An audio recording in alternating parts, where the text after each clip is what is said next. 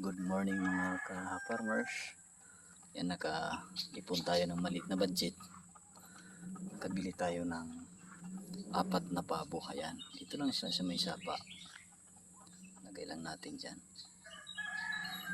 Kapili-pili ng pabo na alagain.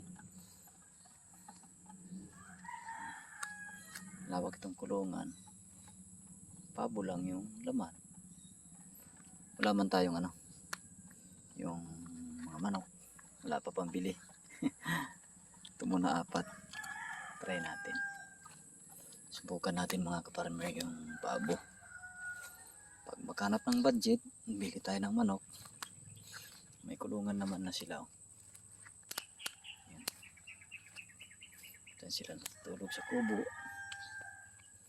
Kubo ng pabo, hindi pa tapos. Wala pa pambili ng uway para dito sa bubong. Pag nakabili ng uway, ikabit na natin yung yung bubong. Turugan nila dyan. Yan, nagkakulong yan doon. Kulungan sila. Wala lang laman yan. Kalaman-laman. Wala pa tayong budget na pambili ng mga manok.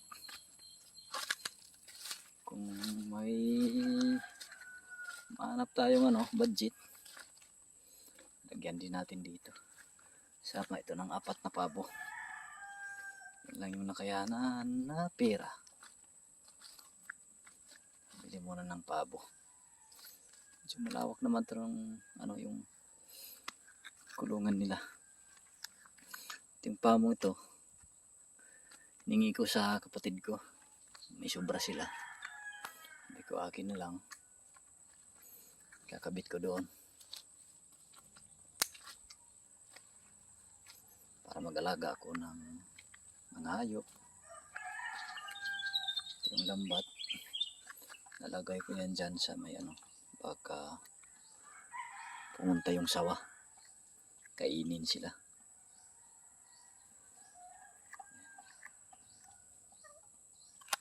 Diyan sila diyan ko lang sila pinapatuka.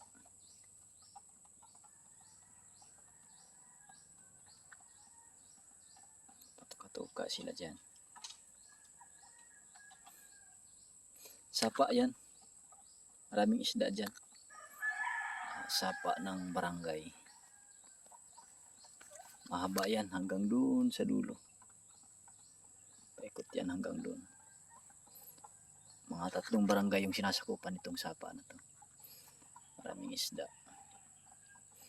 Maano kasi yung tubig ngayon, malubog. Ano ba yun sa Tagalog? Basta yun.